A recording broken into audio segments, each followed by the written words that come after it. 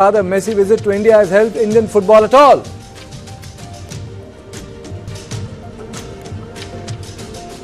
On point 3 is on the government's new rural employment law that will replace Narega. Let's take a quick look at the headlines. Shashi Tharoor sparks political buzz by endorsing posts criticizing Rahul Gandhi. Analysis thoughtful and fair.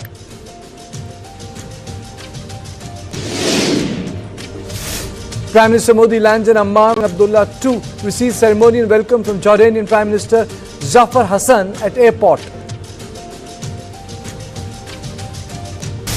NIA files first charge sheet after 180 days in Pahalgam terror attack case. Names top Lashkar commander Sajid Akram as handler and arrested. Kashmir.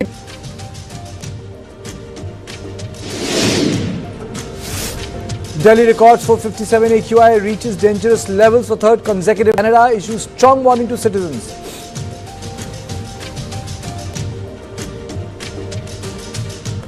On December 14, two terrorists opened fire at large Hanukkah celebration. They were primarily Jews. It was Australia's Pahalgam movement. Victims were targeted for their religious identity. Weaponized Australia's liberal laws against its citizens.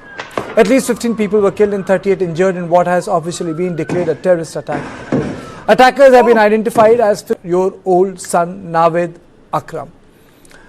The father Sajid Akram, aged 50, was shot dead at scene during the police response.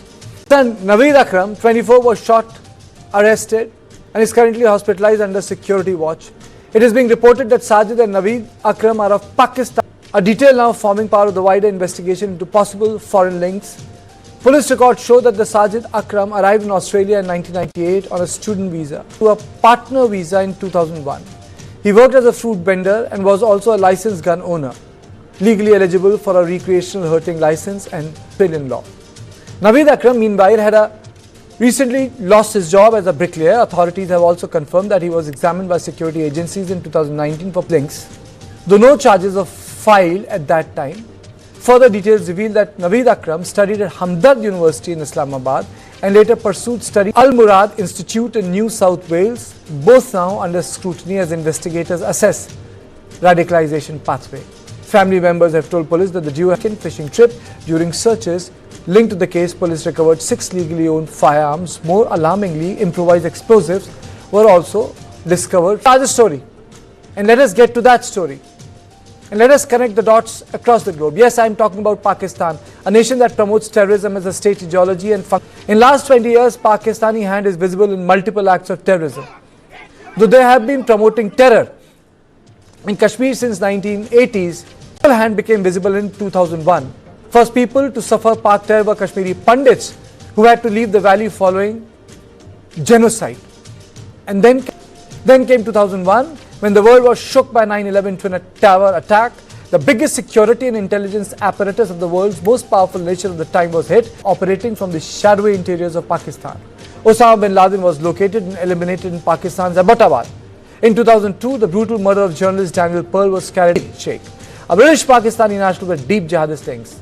In 2005, 7/7 London bombings killed 52 people, with 3 of the 4 attackers traced their. Investigators later revealed overseas ideological exposure. 26/11 was planned in Pakistan by Pakistani army. Hundreds were killed in a war. By 2009, the focus shifted to Europe when David Headley scouted targets in Denmark for his Pakistan-based handlers. A plot linked to Lashkar-e-Taiba network. Square car bomb plot was spoiled in New York. The attacker Faisal Shahzad, a Pakistani American, had received training in Pakistan's tribal belt. The pattern resurfaced in 2019 when Descent carried out a knife attack at London's Fishmongers Hall, killing 2. In 2020, Zahir Hassan Mahmood, a Pakistani national, launched a Cleaver 22 Texas synagogue hostage crisis, shocked the United States, with Malik Faisal Akram of Pakistani origin holding 4 people at gunpoint before being killed. Unsponsored attack in Kashmir's Pahalgam claimed the lives of 26 Indians, majority of whom were Hindus, singled out and shot dead for being Hindus. All Hindus were killed. In 25, investigators are examining background links in the Bondi Beach attack carried out by father and son duo. Arjun Hadas, India representative, American Jewish Committee, and Ambassador Veena Sikri, former Indian diplomat. Madam, first I'll come to you. I mean, so there's a larger picture here. The Jews have been attacked here. If you look at the last graphic which I have read, Pakistan and the sort of radical Islamization that has crept in that is part of the larger global jihad. I mean, so these were the workers who immigrated from Pakistan. The boy goes back to Islamabad, studies in Ahmedabad University, comes back. Yes, I think you're quite right in all the detailing that you have done, and certainly the influence and the activities and the by radicalized citizens of Pakistani origin point to the fact that it's possibly originating in Pakistan, because many of these people, and they've studied in Pakistan, even if they are citizens of Australia, as in the case of Naveed Akram, that even if they're citizens of Australia, they have studied in another Islamic institute in Australia. So I think this question of the influence of Pakistan society, indoctrination or whatever it is on their citizens and on the expatriates, on people who were originally Pakistan but maintain a close contact, move to other citizenships, has to be looked at now, and the world has to take notice of it to put pressure on Pakistan to end this practice. This is the parallel that you drew between what happened on Bondi Beach and in Pahalgam was very striking. It's very significant. Terrorists of from Pakistan attacking people of one faith, identifying them by their faith and then killing them because of their faith. I mean, this is something absolutely inhuman. It's a treatment targeting certain religions, and I think the world has to take notice of this. The world knows about it, but sometimes they just want to cover it up. Like even though in the international media, in the Australian media, Indian media, everywhere, the nationality of these, original nationality of the have been identified. But there are media in the West and so on, which still are not identifying it. So there is a kind of a no-go area here, and I think bring into prominence what this is all about. Arjun, can I say that anti-Semitism is on rise? It is on the rise. The Gaza war was used as an excuse for increasing of anti-Semitism attacks against Jews, against Israelis. For example, since the Gaza war started in October, there have been at least about 17 anti-Semitic attacks, anti-Israeli attacks, anti-Jewish attacks in Australia alone. Just recently, there was a demonstration at the outside next to the invisibility of the Sydney Opera House, where there were open calls to gas the Jews.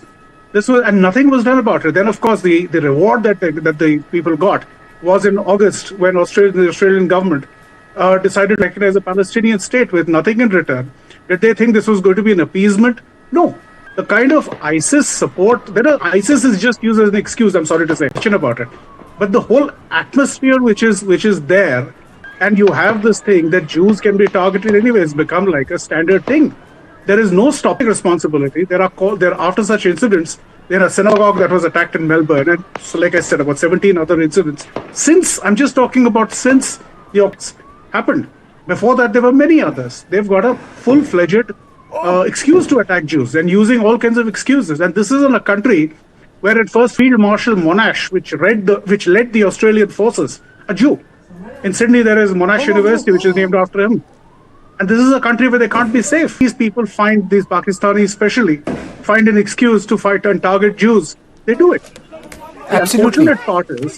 The unfortunate part is, still in the Western world especially, and Australia is part of the West technically, there is a concept, there is a belief that there is a difference in Pakistan between the radicalized. There is this talk all the time that we are going to preserve, help the people, help some of the establishment in Pakistan of trying to keep them away from the radicalized, weapons away from that country is completely radicalized. That country is, just because they don't have a beard or they don't look like a radicalized, every single one of them. And you see it on supporting. They found somebody, they say, no, this wasn't a Pakistani, the excuses have started straight away. Ambassador Sikri, the reason why I have created these terrorists, Islamists, killed people in Pahalgam, they targeted Hindus. They said, apne Prime Minister ko jaake bata dena. Here they targeted the Jews. If you look at the photographs, they're heart-wrenching. I mean to say, it looks like, in a very ugly way, something straight game, and look at the way that terrorist was firing. And if you look at the narrative, the word internet, they didn't use Islamists and they didn't use terrorists. They used gunmen. The word gunmen is also used for school killing, school and kill children. So there is also no differentiation, Ambassador Sikri.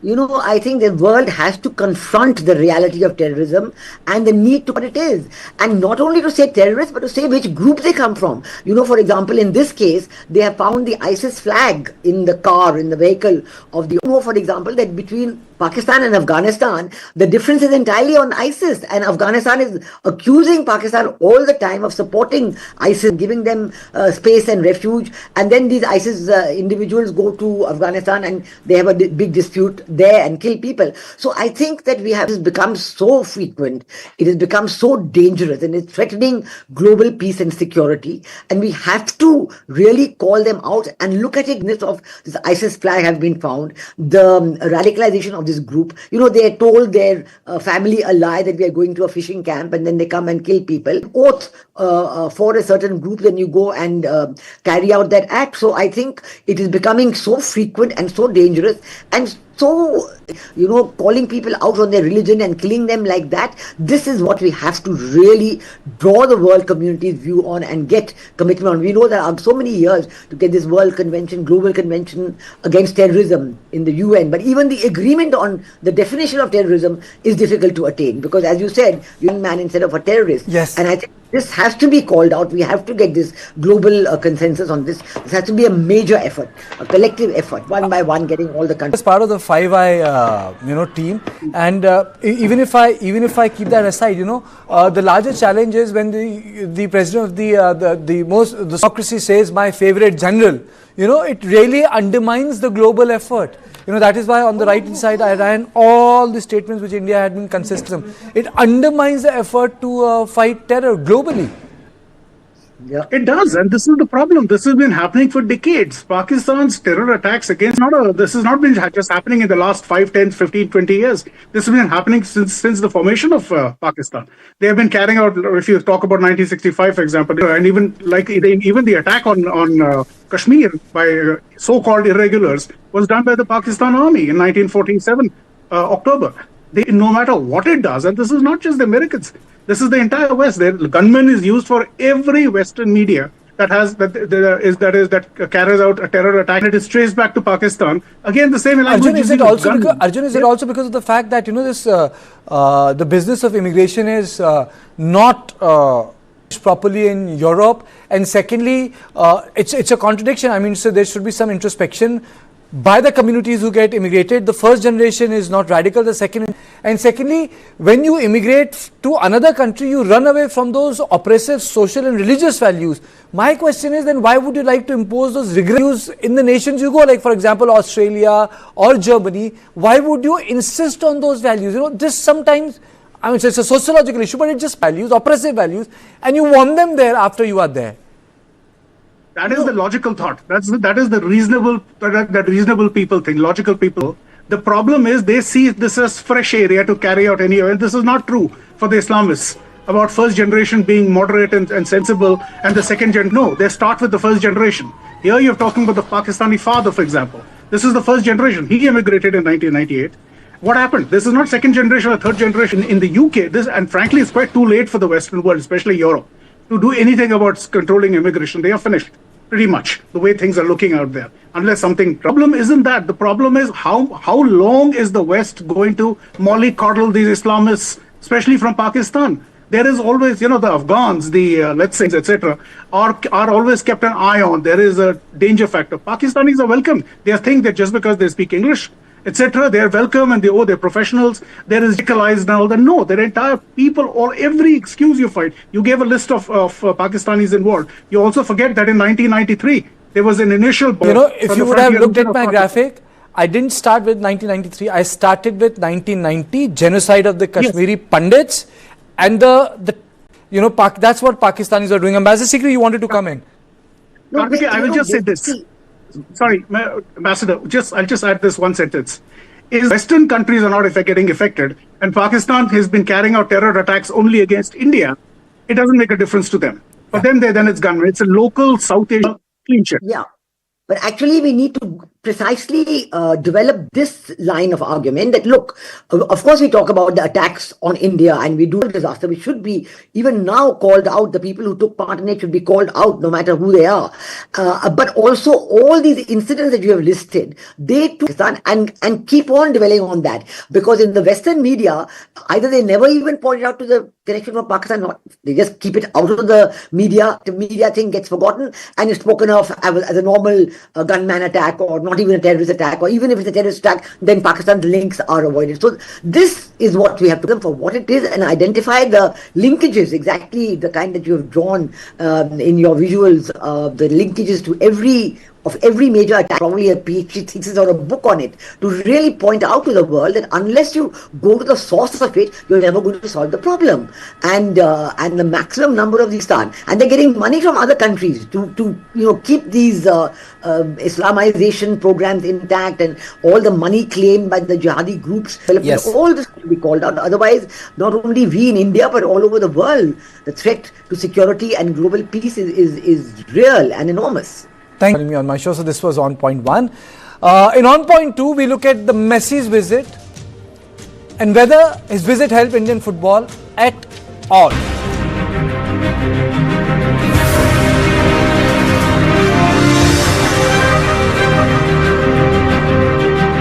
Bank of Baroda से loan लेना एक master stroke है।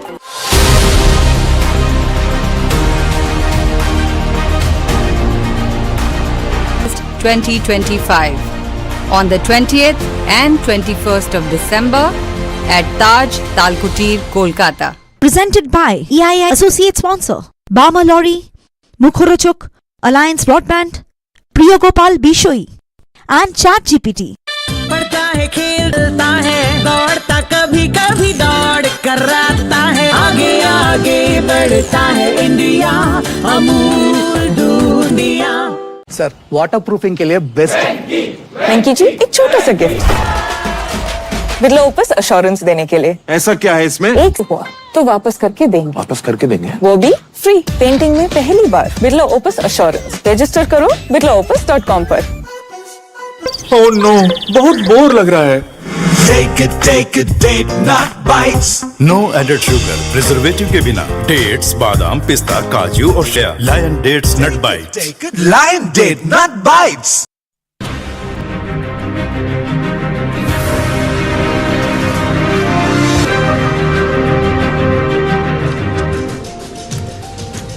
The visit of arguably the greatest of all-time footballer to the city of joy, Lionel Messi's highly anticipated darshan at the Salt Lake Stadium for the football fanatics ended up with a hooliganism triggered by VIP culture. Football superstar Lionel Messi's four-city Goat India Tour 2025 in Kolkata descended into chaos. Selfie-seeking VIPs surrounded the World Cup winner who paid a huge sum of money, some as much as rupees 12,000, waited outside. The VIP tent placed at the center of the football ground disrupted the view of the fans, made a fleeting appearance and left in a huff. Angry fans resorted to rip off seats and throw bottles towards the pitch. The incident was slammed by global media because of the lack of management. In the aftermath of the chaos, politics played out even as Chief Minister Mamata Banerjee offered an unconditional apology to Lionel Messi and the fans. In a state deeply disturbed and shocked by mismanagement of Salt Lake Stadium, she apologized to Messi and all sports lovers for the incident. The CM said as an inquiry committee has been already formed to probe responsibility and prevent such incidents in future. In the aftermath of the embarrassment, leader of opposition Bengal Assembly Suvendhu Adhikari has demanded a court monitoring. An arrest of TMC Minister Arup Biswas and Sujit Bose. The party also demanded a refund of exorbitant ticket prices, but beyond the hype and fan frenzy, there are some to be addressed. Is Messi's India visit really helping Indian sport? 1. Is Messi genuinely promoting sports at the grassroots level or sponsors and organizers? The organizers spent rupees 150 and 200 crore on the event. Could that money have been better utilized to improve India's non-cricket sport? Messi unveiled a 70-foot statue of himself in the frenzy justified in a country that has never qualified for the World Cup. After spending as much as rupees 1,000, 10,000, 12,000, 5,000, the ticket prices in the range, many fans didn't even get a glimpse of Messi.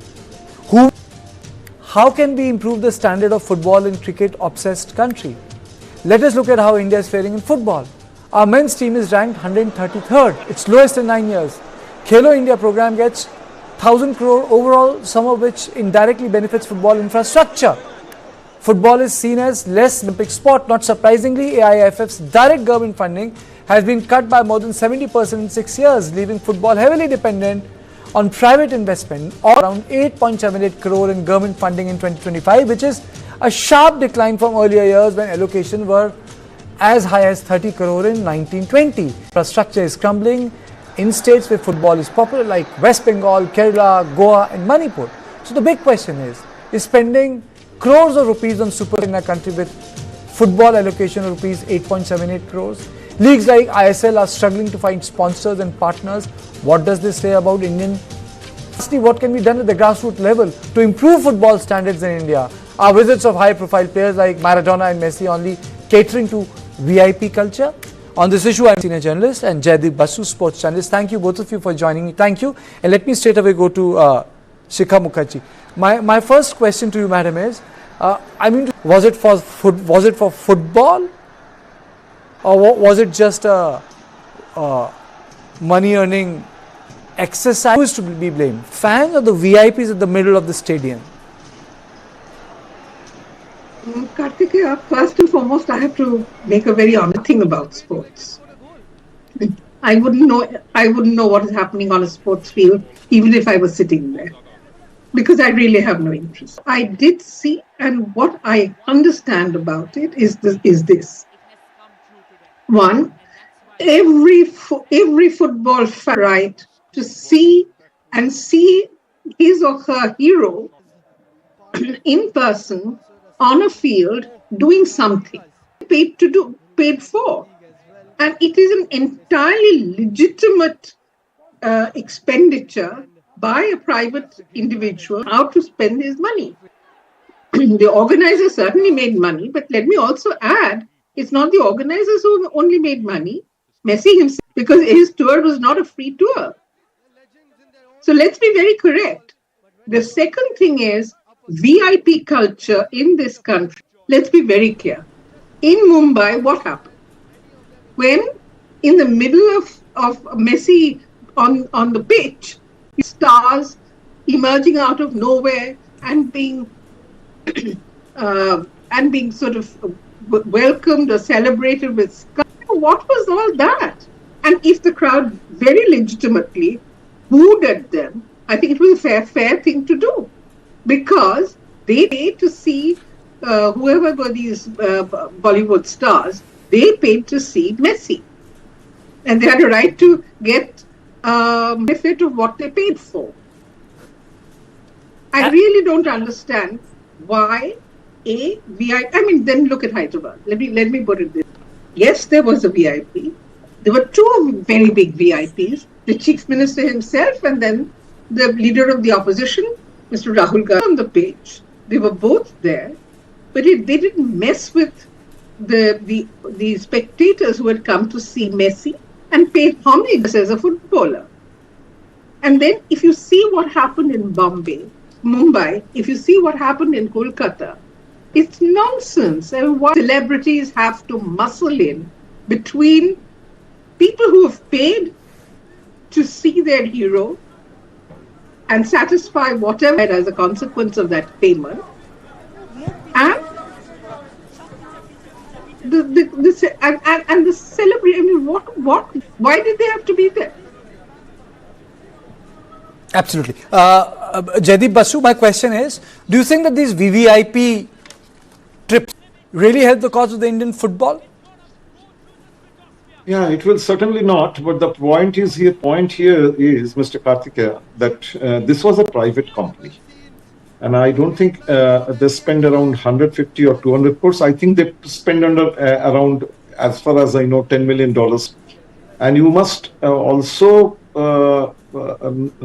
point out one thing, that all four state governments were involved in it. Telangana, the Chief Minister of Maharashtra and Chief Minister of Delhi were all present. Even Chief Minister of West Bengal was supposed to come, but she received news that things have been disrupted, so she went back for these shows.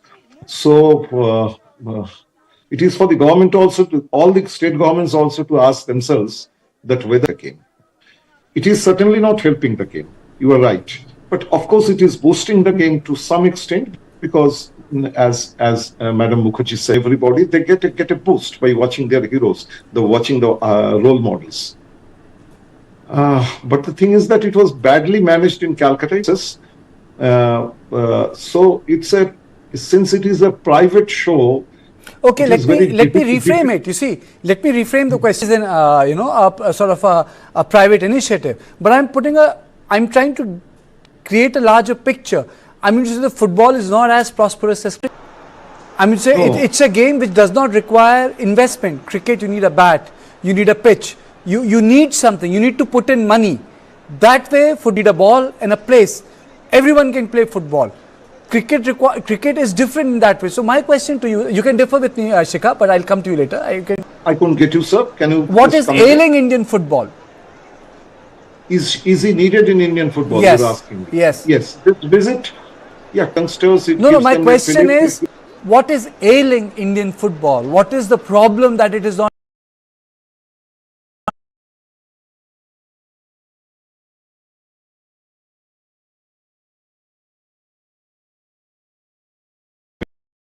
By the All India Football Federation, who have proved themselves completely inefficient, and we have missed another point that when Messi is at so many places in so many big cities, Indian football has completely come to a standstill.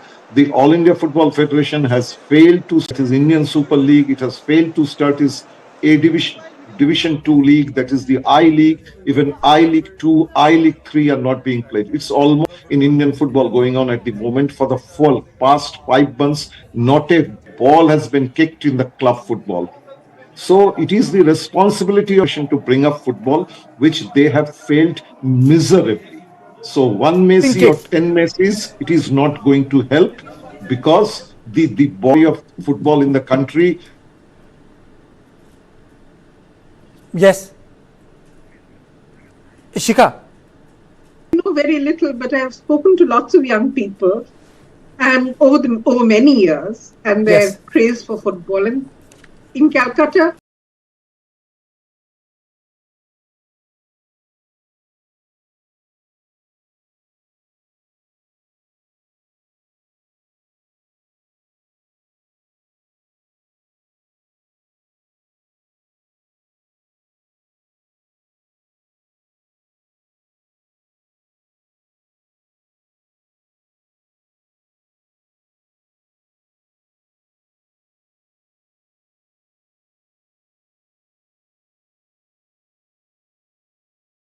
part of the history of this game in West Bengal, as far as I know. And Mr. Basu would be able to tell you more. But what I do know is that younger people, very young people with very little money to buy the kind of equipment that you're talking about that cricket requires, pay for the kind of coaching that cricket requires today, and which parents seem to be wanting to spend. It is not exactly a sport that can be played with just a ball. What I hear from people is that there is a cost. The cost is lower than in cricket, but there is a cost. And I think,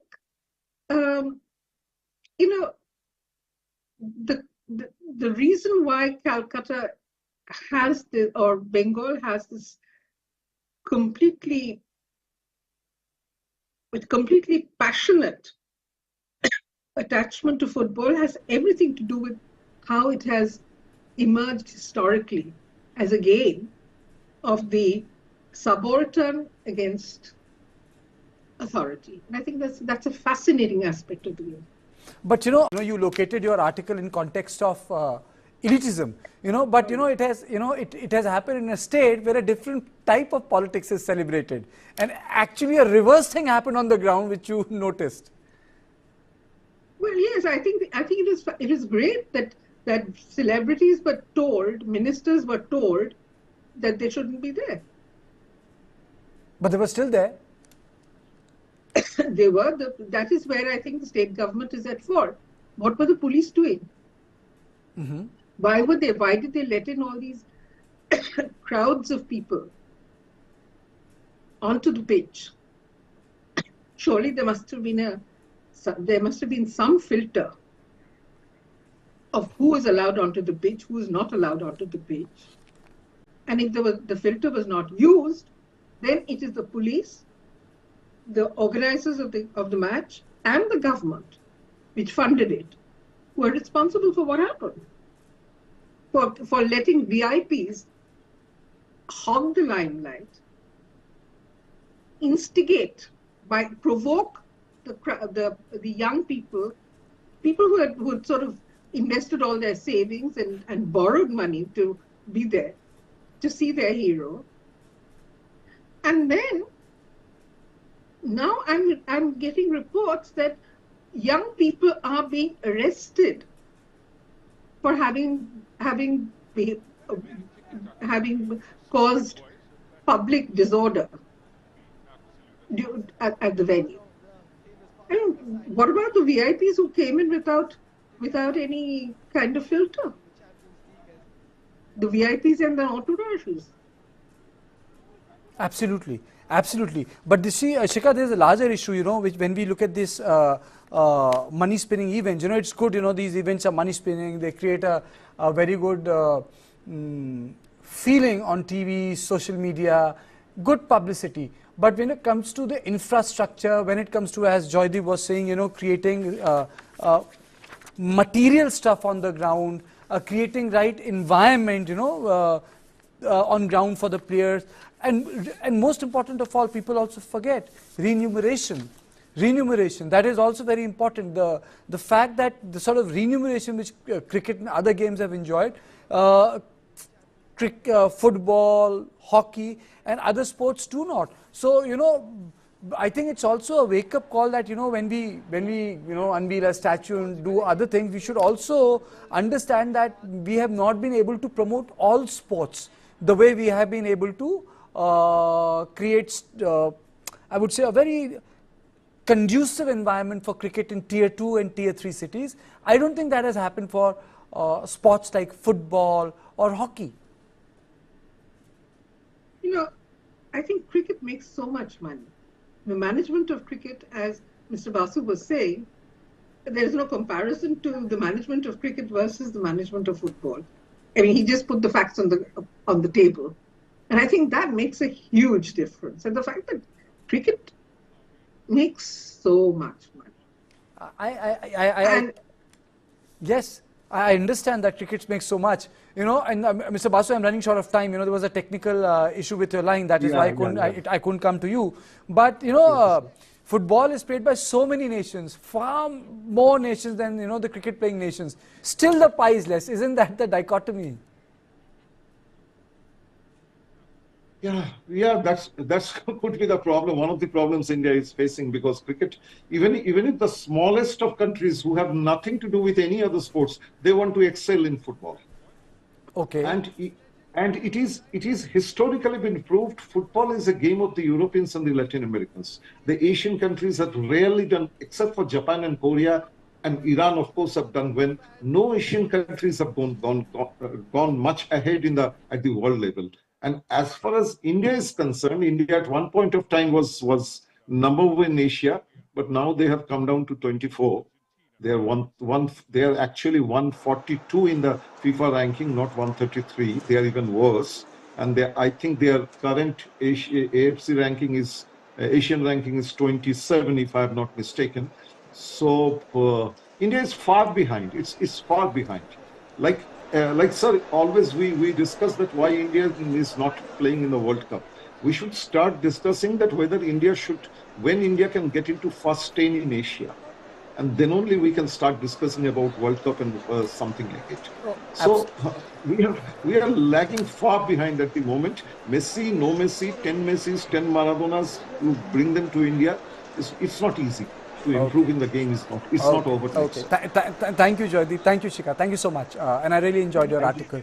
The one which you wrote on what had happened in Kolkata Salt Lake Stadium. So this was on point 2, don't go away, but there's an on point 3. And the on point 3 is on the new government employment guarantee scheme that replaces Narega, but after a short break.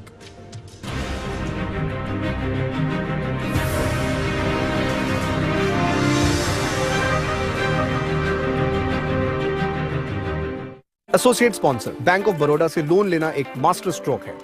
पढ़ता है, खेलता है, झूलता उछलता है, दौड़ता कभी कभी दौड़ कराता है, आगे आगे बढ़ता है इंडिया, अमूल दूध पीता है India.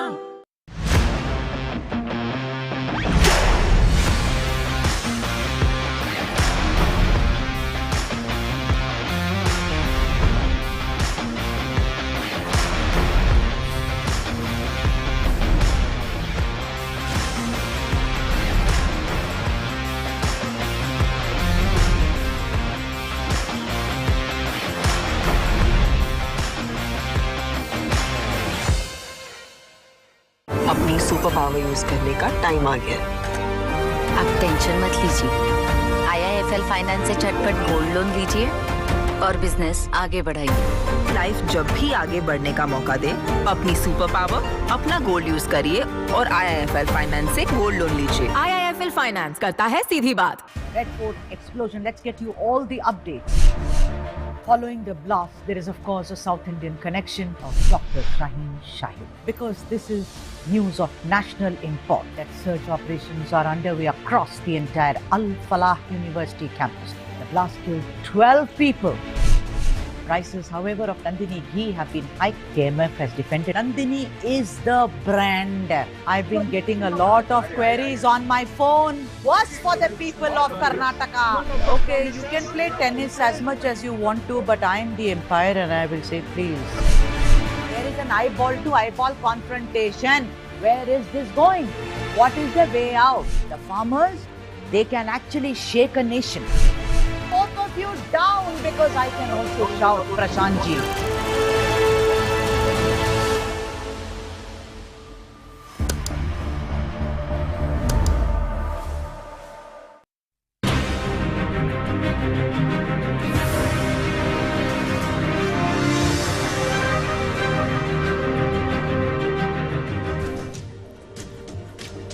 The Viksit Bharat Guarantee for Rozgar and Ajivika mission is all set to replace the Mahatma Gandhi National Rural Act that came into existence in 2005, known as Narega. The modernization of the act was required. The role it played was transformative, but it needs an upgrade. Let us look into the reasons why the upgrade was required. So why the tweak was necessary? Narega was built for 2005, but rural India has transformed. Poverty fell sharply from 25.7% in 2011-12 to 4.86% in 23-24. Narega is open-ended model and had become outdated. The Act aims to create both employment and durable rural infrastructure through 4 priority verticals. So what are the new priorities? Water security through water-related works, core rural infrastructure, livelihood-related infrastructure, and special works to mitigate extreme weather events, which is climate change. The new Act represents a major upgrade over Narega, fixing structural weaknesses while enhancing employment, transparency, planning and accountability. So how is the new Act better than Narega? What are the key improvements? Guarantee increases from 100 to 125 days, giving rural households higher income security. Narega works were scattered across many categories without a robust national strategy. The new Act focuses on 4 major types of works, ensuring durable assets. The new Act mandates Viksit Gram Panchayat plans, prepared by Panchayat themselves and integrated with national spatial systems like PM Gati Shakti.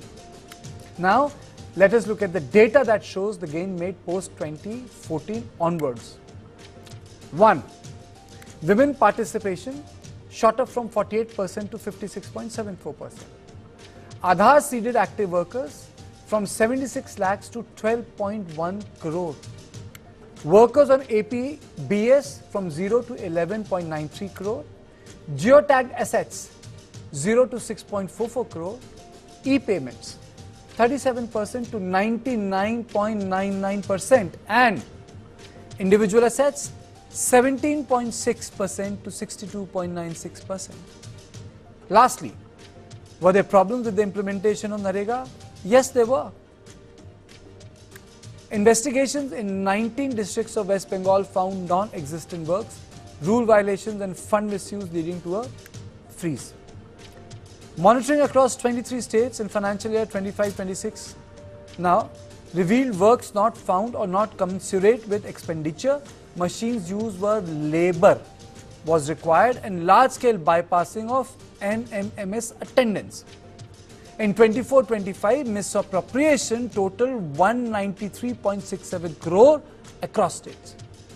Only 7.61% of household completed 100 days in post-pandemic period.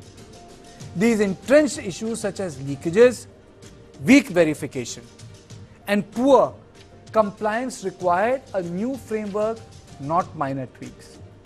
The GRG Act creates a clean, digitally governed, accountable and infrastructure-focused system. Now, this has led to a political firestorm. And there is a political firestorm. Mallikarjun Kharge said this is not just about renaming the Mahatma Gandhi National Rural Employment Guarantee Act.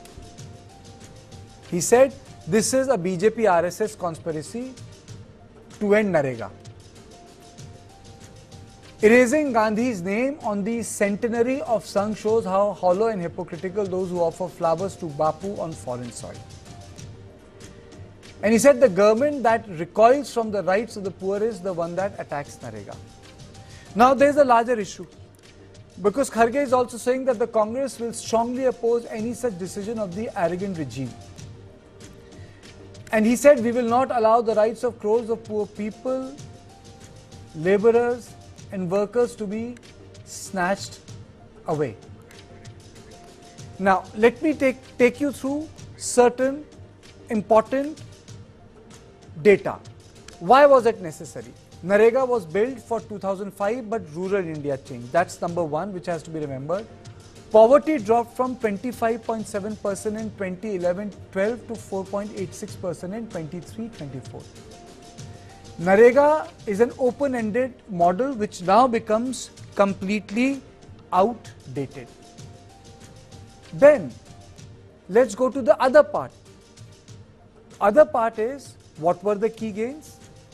The key gains, 48% women participation shot up to 56.74%. Aadhaar seeded active workers shot up from 76 lakhs to 12.11 crore. Worker on AP BS scheme shot from 0 to 11.93 crore.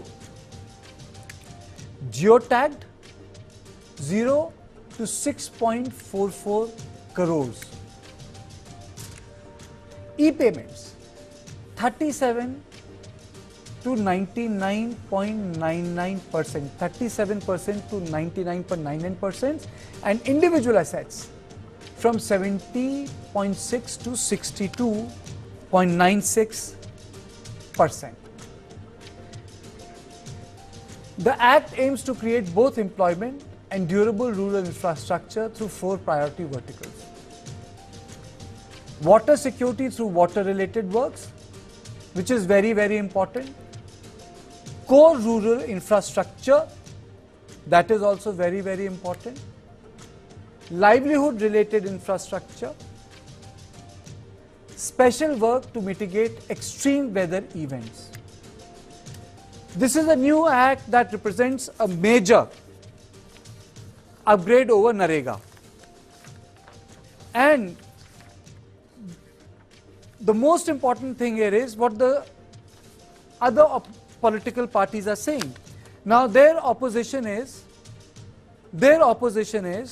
that the government has ceded the burden to the states. Now let me read out, as per the section 4, 5 of the VBG Ramji bill, the central government shall determine the state-wise normative allocation for each financial year based on objective parameters as may be prescribed by the central government.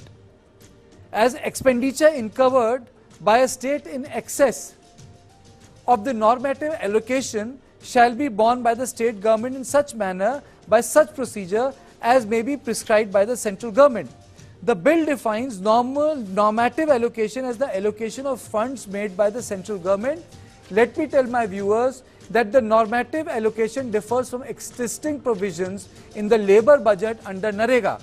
As per NREGA, before beginning of each financial year, on or before January 31, all states shall present their annual work plan and labour budget to the Union Ministry of Rural Development. The labour budget is prepared based on anticipated demand for unskilled manual work. The Ramji bill introduces provisions to pause employment during peak agriculture seasons. The provision is aimed at facilitating adequate agriculture labour availability during peak agriculture seasons, notwithstanding anything contained in the Act or rules made thereunder, and to facilitate adequate availability of agriculture labour during peak agriculture seasons. No work shall be commenced or executed under the Act. May be notified under subsection. According to the bill, the state government will notify in advance a period aggregating to 60 days in financial year covering the peak agricultural season of sowing and harvesting, during which the works under the Act will not be undertaken. The state government may issue indistinct notification for different areas of the state, including districts, blocks or gram panchayat based on agro-ethnic zones, local pattern of agriculture activities or relevant factors, and every such notification shall have a binding effect for the purpose of this Act. All authorities responsible for planning, sanctioning or executing work under this Act shall ensure all works are undertaken only outside the notified peak agriculture season. Now this is done to ensure that there is no shortage of labour. And the most important aspect here which people are forgetting, that there is a weekly wage payment which the government is building.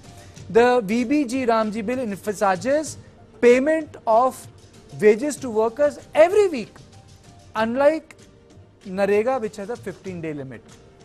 The disbursement of daily wage shall be made on a weekly basis or in any case not later than fortnight after the date on which such work was done. The new law says that as per NREGA provision, in case the payment of wage is not made within 15 days from the date of closure of the muster rolls, the wage seeker shall be entitled to receive payment of compensation for delays at the rate of 0.05% of the unpaid wages per day of delay beyond the 16th day of the closure of the muster rolls. Under the new scheme, the wages will be the same as notified under Section 6 of NREGA, and most important of all, it proposes to raise, which is coming there on our top headline, employment to rural households from 100 to 125 days, which is a 25% rise. The bill also proposes, for the first time, a pause in employment guarantee, a total period aggregating to 60 days in a financial year covering peak agriculture season of sowing and harvesting, during which the work shall not be done. And it makes special provision for union territories without legislature, complete funding for them, state and centre 60-40, hill states 90-10. So it is a very good bill. It upgrades the NREGA, though a lot of politics has been done on it. But we need to understand that the NREGA was passed in 2005. It is 2025. A new and a dedicated bill for rural economy is required. And this bill actually brings those aspects and things which needs to be delivered to our farmers on the table. So this is all I had for tonight. I'll see you tomorrow at the same time. Thank you and good night.